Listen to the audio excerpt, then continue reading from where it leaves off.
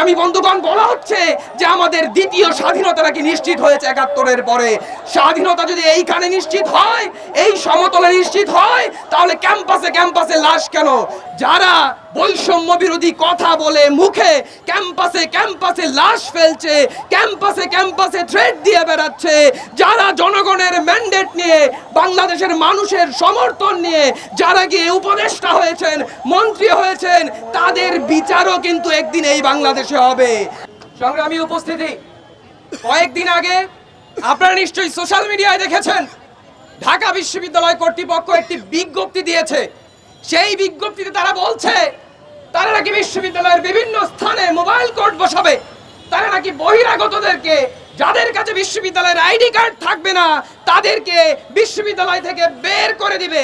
সংগ্রামী বন্ধুগণ, আজকে যারা আমাদের কথা শুনছেন, আজকে যে রিক্সা চালক ভাইয়েরা এদিকে রিক্সা চালিয়ে যাচ্ছে, তারা কি বহিরাগত? তাদের হাতে কি বিশ্ববিদ্যালয়ের আইডি কার্ড আছে?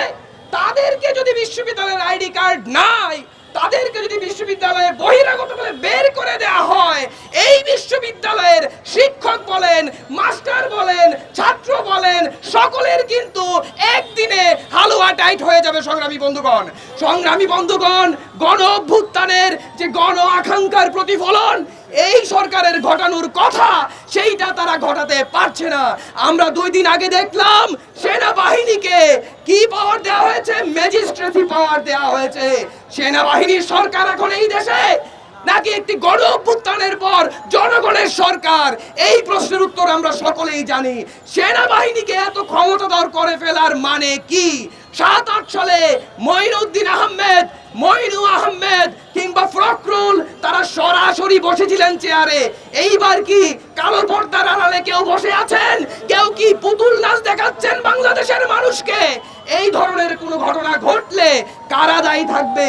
যারা বৈষম্য বিরোধী কথা বলে মুখে ক্যাম্পাসে ক্যাম্পাসে লাশ ফেলছে, ক্যাম্পাসে ক্যাম্পাসে থ্রেট দিয়ে বেড়াচ্ছে, যারা জনগণের ম্যান্ডেট নিয়ে, বাংলাদেশের মানুষের সমর্থন নিয়ে যারা গিয়ে উপদেষ্টা হয়েছেন, মন্ত্রী হয়েছেন, তাদের বিচারও কিন্তু একদিন এই বাংলাদেশে হবে।